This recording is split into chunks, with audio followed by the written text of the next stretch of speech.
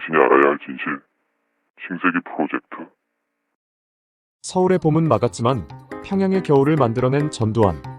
영화 서울의 봄의 흥행으로 다시금 국민적 관심을 받게 된 10.22 사태의 주인공 전두환 전 대통령. 영화에서처럼 결국 10.22 사태를 통해 불법적으로 정권을 찬탈한 군사독재자가 된다. 그가 정권을 잡고 대통령을 하던 시절에 저지른 많은 비리와 만행들로 국민들은 그를 악행을 많이 한 독재자라고만 기억하고 있다. 하지만 전두환은 서거한 박정희 대통령에 이어 강력한 반공정책을 펼쳤다. 당시까지만 해도 북한은 지금과 다르게 대한민국보다 더 잘 사는 국가였다. 대한민국은 북한과의 체제 경쟁에서 굉장히 불리한 상황이었다.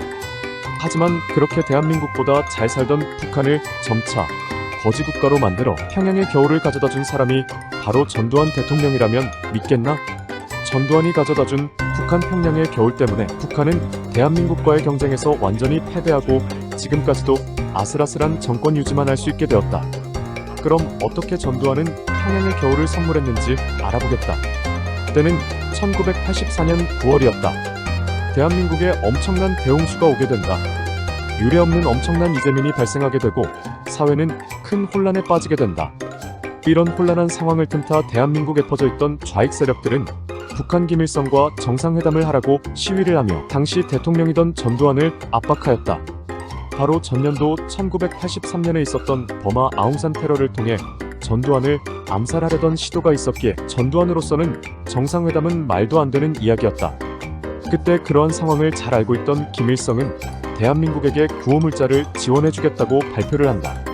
절대 전두환이 구호물자를 받을 리 없다는 걸 잘 알고 있던 김일성은 대한민국의 혼란을 더욱 가중시키기 위한 치밀한 계산이었다. 가뜩이나 평화며 정상회담이며 외치는 대한민국의 좌익 세력이나 운동권 학생들에게는 김일성의 선의의 구호물품을 거부하는 전두환이 통일을 막는 독재자로 비추어지게 될 것이기 때문이다. 전두환의 청와대 역시 김일성의 이러한 발표에 의견이 갈려 갑론을박이 벌어져 한참을 고심했다고 한다. 하지만 전두환 대통령은 잠시 고민을 하더니 통 크게 받겠다고 발표를 했고 이 소식은 평양의 김일성에게 들어가게 된다. 아니 당연히 안 받을 줄 알고 뻥카를 날렸는데 그걸 대뜸 받는다니 김일성은 무척 당황했다고 한다. 하지만 이미 던져놓은 말이고 이제 와서 뻥이라고 말하기엔 북한 최고 존엄의 자존심이 허락지 않았다. 그리고 가뜩이나 대한민국보다 잘 산다고 허세 떨고 있던 시절이라 자칫하다간 북한을 추종하는 남한 내 좌익 세력들 또한 실망하고 와해될 수 있기에 무조건 지원을 해야 하는 상황이 되어버린 것이다. 더군다나 통 크게 받겠다는 전두환의 말이 너무 거슬려서 영혼까지 끌어모아서라도 힘을 줘야 했다. 결국 김일성은 쌀과 옷가지를 지원하기로 하고 실행에 착수한다. 하지만 당시의 북한은 그동안의 선전과는 다르게 식량난이 시작되고 있었고 전력난도 심각한 상태였다. 구호품으로 북한에서 들어온 쌀은 덜 익은 쌀이 대부분이고 함께 들어온 옷가지 등은 세탁을 하면 망가져버리는 아주 허접한 물건이 구호품으로 들어왔다. 그런데 전두환은 우리가 너무 거지라서 구호품을 더 많이 보내달라고 너스레를 떨었고 김일성은 더욱 자존심이 상해 구호품 지원에 더 집착하게 된다. 상태 안 좋다는 것을 알았으면서도 계속해서 더 달라고 하는 전두환 때문에 자존심을 굽힐 수 없었던 김일성은 북한이 가지고 있던 생산 능력 이상으로 무리하게 구호품을 만들어 보냈고 덕분에 북한의 경제 사정은 점점 나락으로 가고 있었다. 계속된 구호품 요구에 구호품을 나를 선박이 부족하자 북한의 어선을 통해서 구호품을 날랐는데 전두환은 일부러 구호품을 싣고 오는 북한의 어선을 생방송으로 송출하여 김일성을 더욱 능욕했다. 구호품을 싣고 오는 어선들이 모두 낡고 초라했기 때문에 북한의 체면을 구겼기 때문이다. 상태가 많이 안 좋았던 구호물품 중에 옷가지는 걸레로 사용할 수밖에 없었고 쌀은 먹을 수 없는 상태로 가축에게 주거나 그나마 상태가 괜찮은 쌀은 떡이나 해먹었다.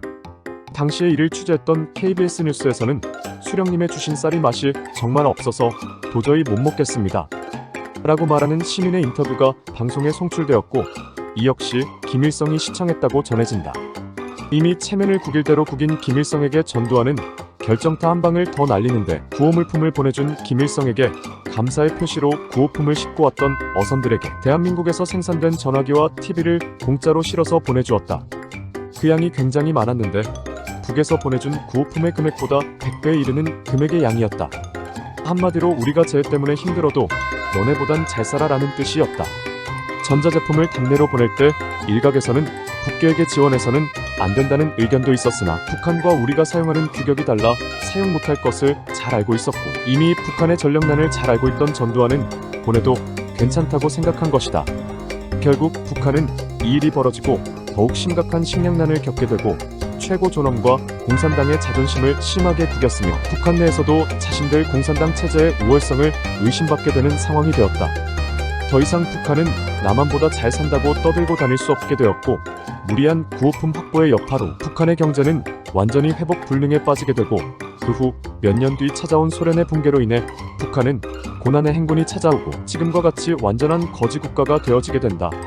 한 번의 결단으로 만든 이러한 승리는 악행만 저지른 독재자라고만 평가받던 전두환에게도 국가의 리더로서 주적인 북한을 견제하고 대한민국을 지켜야 한다는 본분만은 지켰다는 걸 느끼게 해주는 대목이다. 적을 알고 나를 알면 백전백승이라고 했다. 김일성과 북한을 잘 알고 있던 전두환은 김일성 스스로가 자멸의 길을 가도록 의도하였고 지금의 남과 북의 대립관계에서 유리한 위치에 설 수 있도록 했다. 비록 서울의 봄은 막은 인물이지만 평양의 겨울을 안겨준 전두환에 대해서 좀 더 다른 시각의 평가가 필요할지도 모르겠다.